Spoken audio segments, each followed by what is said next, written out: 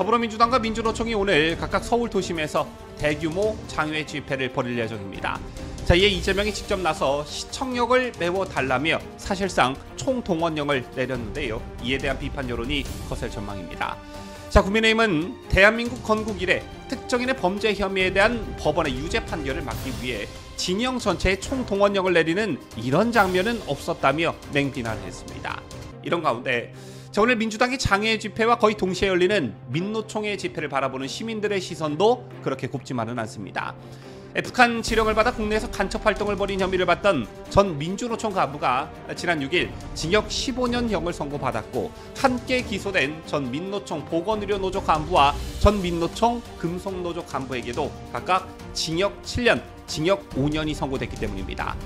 이런 민노총 간부들의 간접 활동은 국민들에게 적지 않은 충격을 안겨주었는데, 이들이 정권 퇴진 시위를 한다는 것 자체가 문제가 있는 것 아니냐는 지적이 빗발치고 있습니다.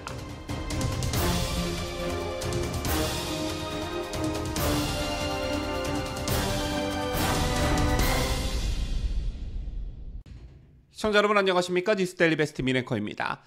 주말인 오늘 더불어민주당과 민주노총 그리고 좌파 성향 시민단체 촛불 행동이 정권 규탄 및 김건희 특검을 촉구하며 각각 장외 집회를 할 예정입니다.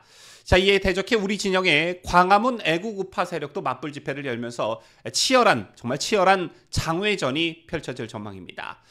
잠시 오늘 전개될 집회 상황을 설명해 드리자면, 민주당은 오늘 오후 6시 30분부터 서울시청 인근에서 윤석열 대통령과 김건희 여사를 겨냥한 장외 집회인 김건희 윤석열 국정농단 규탄 특검 촉구 2차 국민행동의 날을 개최해야 한다고 합니다. 여기에는 조국혁신당, 진보당, 기본소득당, 사회민주당 등 야당이 연대사를 함께 하기로 했습니다.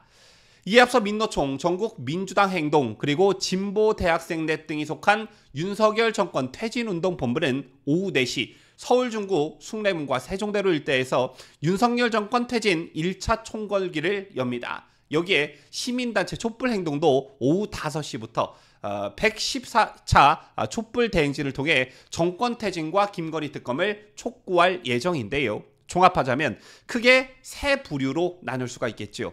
민주당이 주도하는 집회, 그리고 민노총이 주도하는 집회, 그리고 촛불행동이 주최하는 집회인데, 각각 오후 6시 30분, 오후 4시, 오후 5시에 이것도 비슷한 장소에서 열리기 때문에 사실상 같은 집회다, 이런 의도성을 가지고 이런 계획을 세웠다, 이렇게 보여집니다. 실제 민주당이 만든 공문과 촛불행동의 집회 포스터를 보면 같은 장소, 같은 무대, 같은 마음, 윤석열 탄핵, 김건희 구속이라는 그런 문구와 함께 민노총과 촛불행동, 민주당의 행사 시간이 쭉 나열되어 있는 것을 확인할 수 있습니다.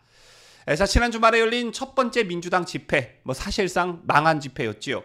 당대표인 이재명이 직접 나서 사실상 총동원령을 내렸지만 경찰 추산 17,000명, 그리고 서울시 도시데이터상에서도 이날 오후 2시부터 4시까지 인원이 26,000에서 28,000으로 나타났습니다. 평소 주말 같은 경우에는 13,000명 정도가 이 데이터상에 잡힌다는 점을 감안하면 이날 민주당 집회에 참석한 인원은 15,000명 수준이라는 것입니다. 자, 그런데 민주당 뭐라고 했습니까? 30만 명이 운집했다, 이렇게 말했습니다. 자, 이게 얼마나 대단한 인원이냐면 30만 명이라고 하면 상암 월드컵 경기장을 6번 가득 채우는 대단한 인원입니다. 즉 말도 안 되는 소리라는 것이지요.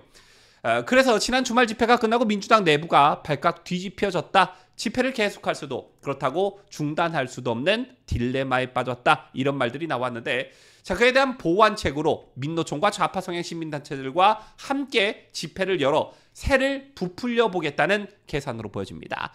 민노총에 대한 부정적 시각을 의식해 집회를 완전하게 한 무대에서 함께 열지는 않지만 사실상 같은 집회라는 분석이 나오는 이유가 바로 여기 있는 것인데요. 그런데 민주당 집회야 그렇다 쳐도 민노총이 벌이는 정권 퇴진 시위 성격의 집회가 과연 가당키나 하냐라는 비판이 제기되고 있습니다. 북한 지령을 받아 국내에서 간첩 활동을 벌인 혐의를 받던 전 민주노총 간부가 지난 6일 징역 15년형을 선고받았습니다. 함께 기소된 전 민노총 보건의료노조 간부와 전 민노총 금속노조 간부에게도 각각 징역 7년, 징역 5년이 선고됐습니다.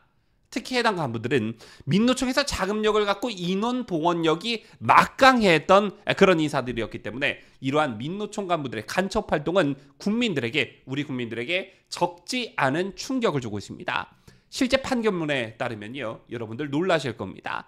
전 민노총 간부는 2020년에 21대 총선 직후 국회의원 전원의 휴대전화 번호를 북한 공작원에게 넘겼고 2021년에는 평택 미군기지와 오산 공군기지 등 군사시설 등을 근접 촬영해 또 북한에 전달했습니다. 북한은 해당 간부에게 2022년 대선, 바이든 대통령 방한, 한미연합훈련, 이태원 참사 등이 중요한 시점에 정치투쟁 승화, 반보수 감정 확산, 반보수 감정 확산, 윤석열 퇴진 등의 활동 방향을 담은 지령을 보냈습니다. 실제 이태원 참사 이후 열린 집회에 등장한 이게 나라냐, 퇴진이 추모다 등의 구호가 북한 지령에 따른 것으로 확인이 됐지요. 따라서 민노총 주도의 정치색이 짙은 집회가 거듭될수록 북한 개입이란 시선은 더욱 거세질 수밖에 없는 것입니다.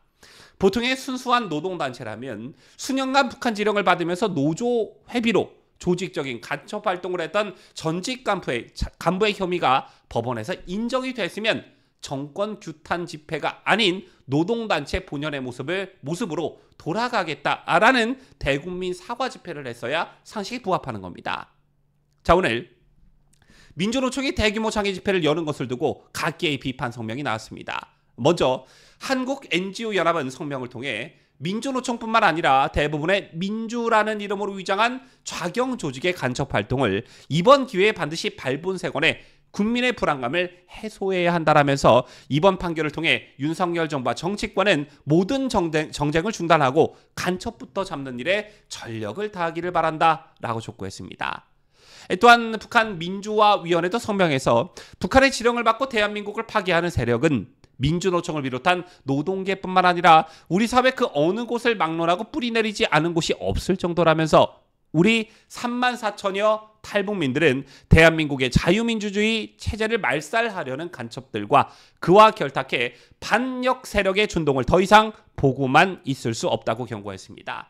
그런가 하면 한국자유총연맹은 대한민국의 자유민주적 가치를 수호하기 위해 자유민주주의와 국가안보를 위협하는 모든 간첩 행위를 규탄한다라면서 이번 사건을 계기로 체제 전복 기도 세력 척결을 위한 무너진 대공방첩 시스템 복원을 강력히 촉구한다라고 성명을 통해 밝혔습니다.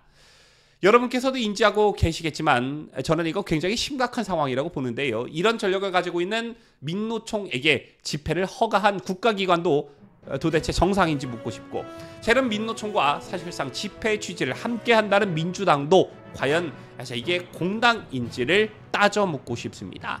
지금까지 저는 자유대한민국을 수호하는 뉴스데일리 베스트 민앵커였습니다.